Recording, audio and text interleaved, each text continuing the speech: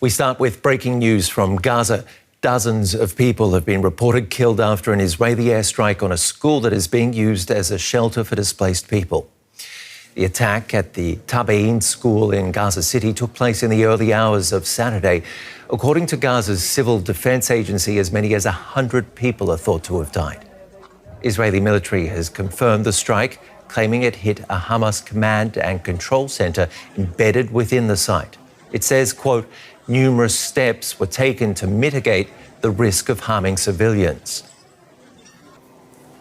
Let's bring in our correspondent, Rebecca Ritters, who's in Jerusalem.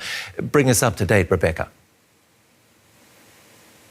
Well, Ben, this was one of a number of strikes carried out across the Strip overnight, certainly the deadliest, with around about 100 people, or more than 100, we're hearing from the Gazan Civil Defence, killed in that attack. We're seeing many more casualties. We know that a fire broke out as well in that compound, and many people are suffering from burn wounds that were trapped and caught up in that fire. This is, in fact, 3 consecutive strikes that hit the school, which was housing an unknown number of displaced Palestinians, and it hit around the morning prayer time.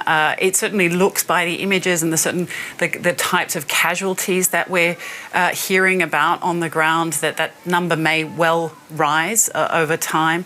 Now, as you mentioned there, Israel confirmed this airstrike just before 6 a.m. local time. They said that they had struck, or precisely struck were the words that they used, Hamas operatives operating a command and control centre, as you just mentioned.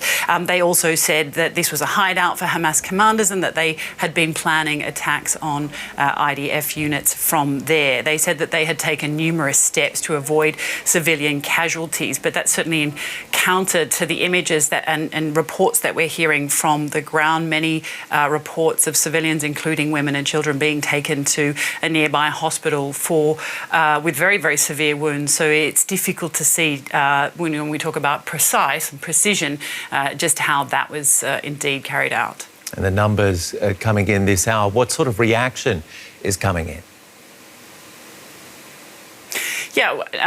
Yeah, we've heard from Hamas. They have condemned the attack. The Islamic Jihad have also condemned the attack, and also Fatah, who rules in the West Bank, they have also come out in condemnation.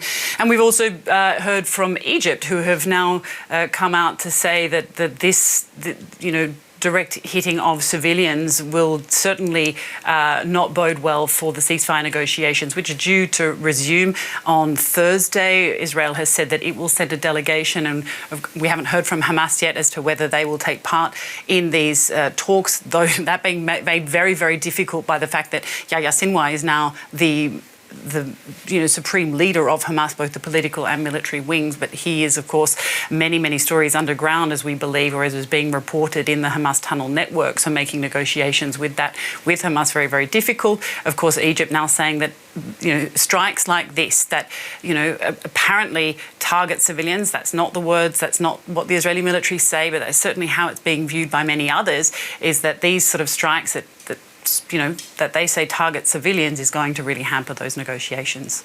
The latest on the war in Gaza and those talks, which we all hope will get underway this week. Rebecca Ritters, thank you.